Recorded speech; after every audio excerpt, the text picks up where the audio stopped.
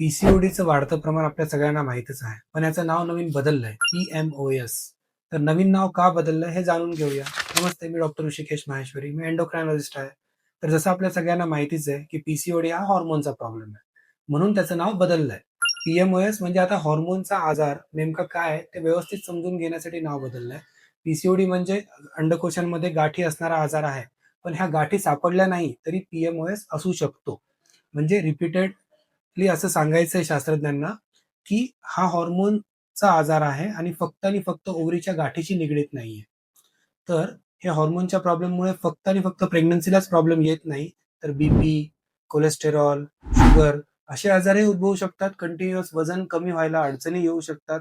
त्यामुळे चेहऱ्यावर पिंपल्स येणं, मुलांसारख्या हॉर्मोनमुळे चेहऱ्यावर केस येणं आणि असे वेगवेगळे प्रॉब्लेम्स उद्भवतात. त्यामुळे पीएमओएसला व्यवस्थित समजून घेण्यासाठी जवळ-जवळ 56 इन्स्टिट्यूट्सनी मिळून हे नावामध्ये बदल सुचवला आहे. Thank you.